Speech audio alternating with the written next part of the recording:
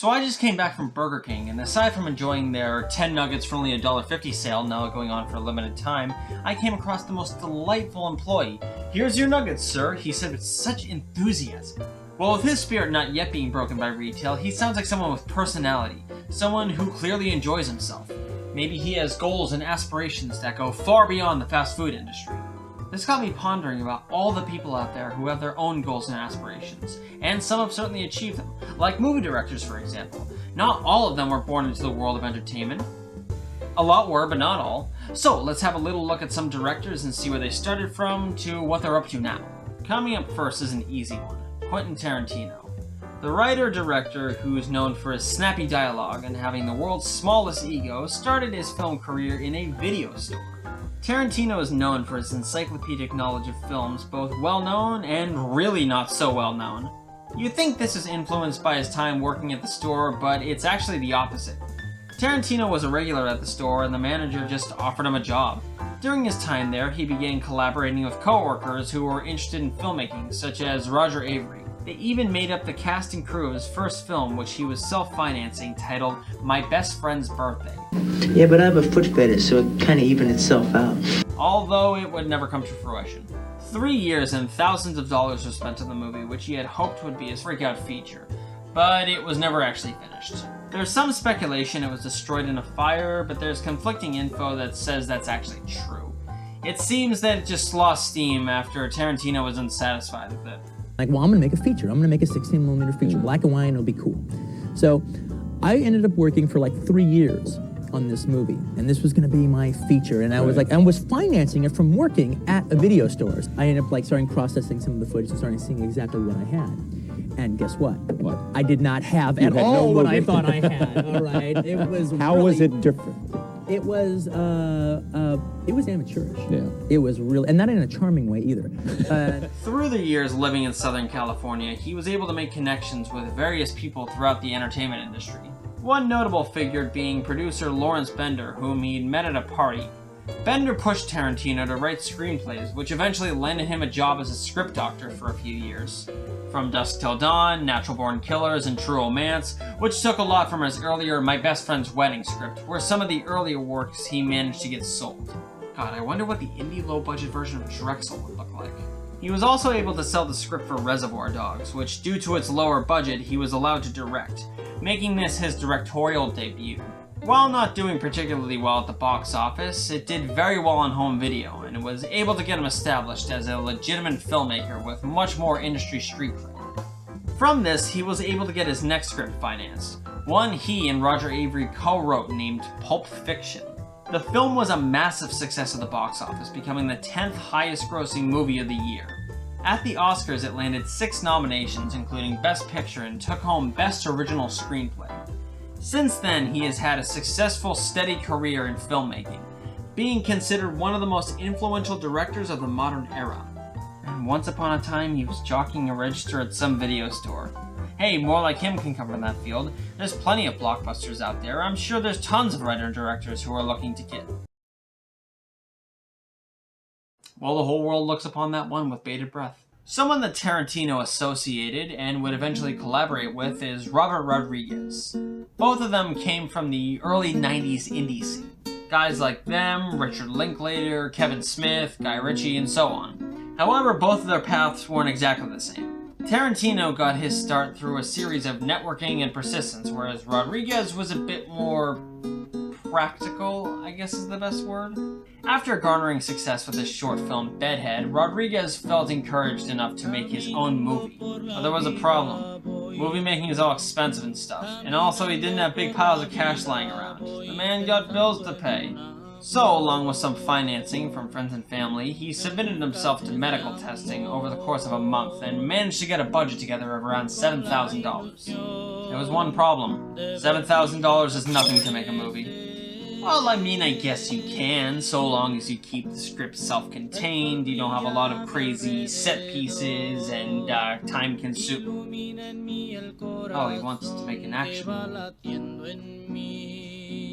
Yeah, for some reason he had the bright idea to make an action movie, which is a traditionally expensive and time-consuming genre to attempt. Coupling this with the fact that this was long before the digital age, which meant everything had to be shot on film. Nevertheless, Rodrigues shot the movie in and around a small town in Mexico. The cast mainly being made up of locals, and the production value came from whatever he thought looked interesting there. He cut corners and saved money wherever he possibly could to keep the budget within $7 grand. What I actually do is cut to this other case. It's a much heavier case, but it doesn't have a handle, and the top of the lid is wood colored because the black material was pulled off. And I was too cheap to paint it black, so I would just cut away from it. Instead of showing that lid, I would just cut away because I was cheap. I was too cheap to even buy a can of black paint. But if you want to make a movie for a really low budget, you can't spend on anything. You have to refuse to spend. I mean, that's just basically how you do it. You refuse to spend on anything. You start spending a little bit, you start that money hose going, and you just can't stop it. Think of a creative way to get around your problem and keep your money in your pocket. The guns were spray-painted toys, the bullets hitting the walls were exploding condoms full of dust, just little substitutions throughout that helped keep it within budget. Having the knowledge beforehand that he was going to spend most of the $7,000 on film and editing expenses meant that he had to be as savvy as he possibly could when actually shooting, and he couldn't spend money on frivolous things here and there. He details a lot of this in his book, Rebel Without a Crew, which is a fantastic read that I strongly recommend. This is probably the first and only scholastic recommendation I ever make, so thanks for having me do that, Rob. The film garnered attention on the festival circuit and was bought by Miramax. Rodrigues, however, kept saying during his talks with Miramax that he wanted to scrap and remake Mariachi, or at least get more money to redo certain scenes he wasn't satisfied with. This almost signals like the movie was sort of just proof of concept for him to jumpstart his career, but ended up accumulating its own appeal. He followed this up with a TV movie called Road Racers and the second part of the Mariachi trilogy, Desperado, which he finished off years later with Once Upon a Time in Mexico. This is what really kicked off his career, as the movie was a hit, and since then he has had a steady and surprisingly diverse career in Hollywood. From Dusk Till Dawn, Sin City, Spy Kids, Alita Battle Angel, some episodes of The Mandalorian and the Book of Boba Fett, and now runs his own TV network. He never really lost that sense of doing tons of work yourself while saving as much as you can, as he does plenty behind the scenes, like visual effects, editing, and even composing. This does lead to his movies sometimes feeling cheap, but there's still plenty to respect about the guy who was once spray painting squirt guns in Mexico, now helping run Star Wars. Speaking of Star Wars, how about we pivot to George Lucas? Nailed that transition. George wasn't someone who was immediately interested in filmmaking, instead wanting to become a race car driver.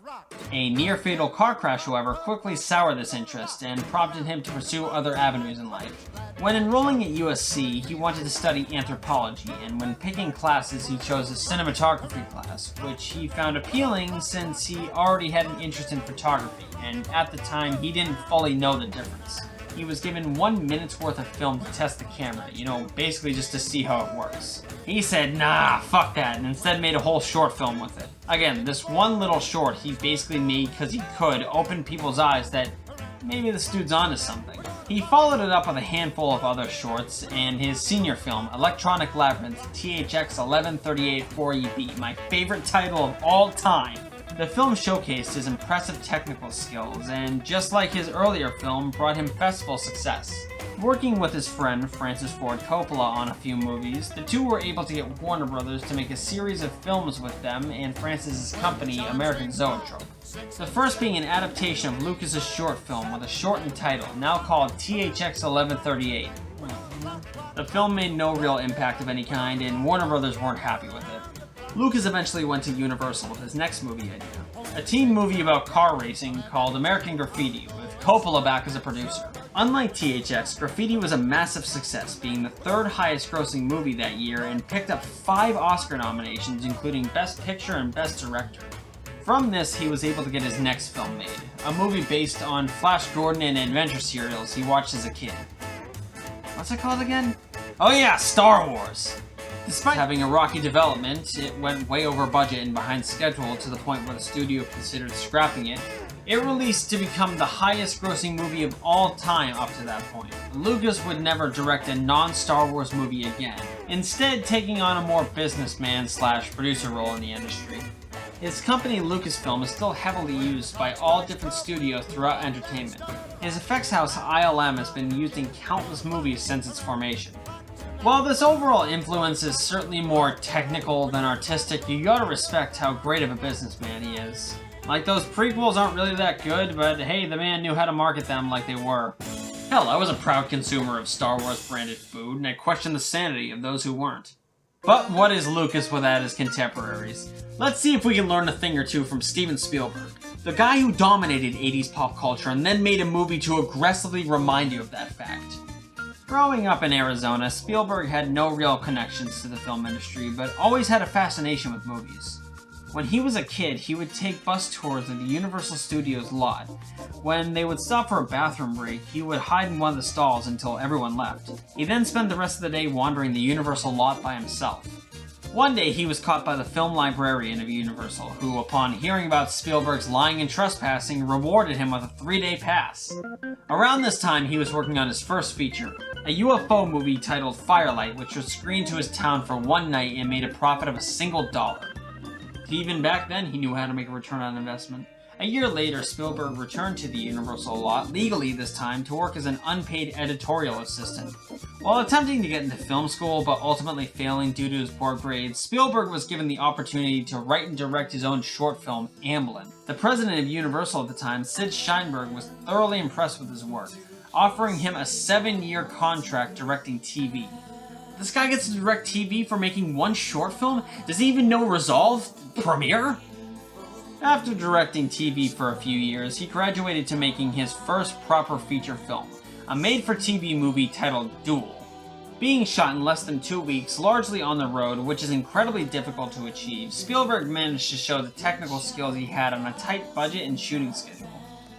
Throughout the 70s, he directed several different movies, such as The Sugarland Express, Jaws, and Close Encounters of the Third Kind. All three were hits, Jaws temporarily becoming the most successful movie ever made. But when wanting to make Raiders of the Lost Ark in the 80s, there was one problem. He kept going over budget and developed a bad reputation because of it. Yeah, as well as these movies did, they didn't exactly stick to their budget and schedule. Jaws in particular ballooned so much that it was nearly shut down several times. So when George Lucas was shopping around the script for Raiders that he and Spielberg wrote, with Steven potentially directing, most studios turned them down due to not wanting to work with him. Eventually, Lucas convinced Paramount to make the film, telling them that Spielberg would adhere to whatever budget there was. Raiders became an enormous hit, with Steven having a massively successful career ever since, sitting comfortably as the most successful director of all time at the box office. Well, I'm sure your envy is set in real nice. I'd say we have time for one more. What do you think? I think I heard someone say the word nope. Nope, yeah, Jordan Peele.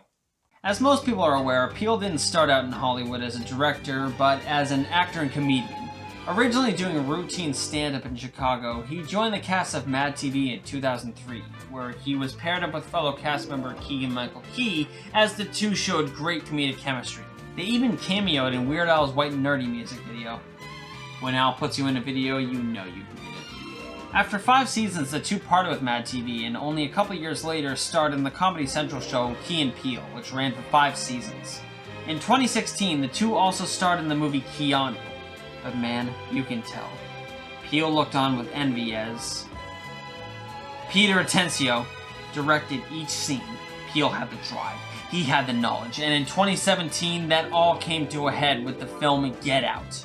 The film, made by Blumhouse, was a massive hit, making over $250 million on an under $5 million budget. It even scored a number of Oscar nominations, including Best Picture, and took home Best Original Screenplay. It sounds familiar. He followed this up in 2019 with the film Us, and then in 2022 with Nope. He's even been a valuable marquee name to have on other films and shows, such as when he produced the remake of Candyman or Lovecraft Country. I know this was a relatively broad overview of some careers, but hopefully you can see that it's not all nepotism and in Hollywood, and that sometimes sheer drive and talent can get you somewhere.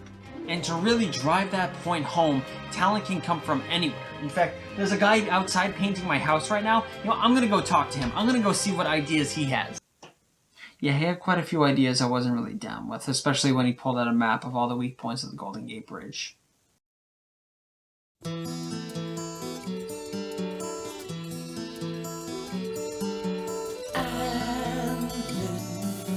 Places I want to go.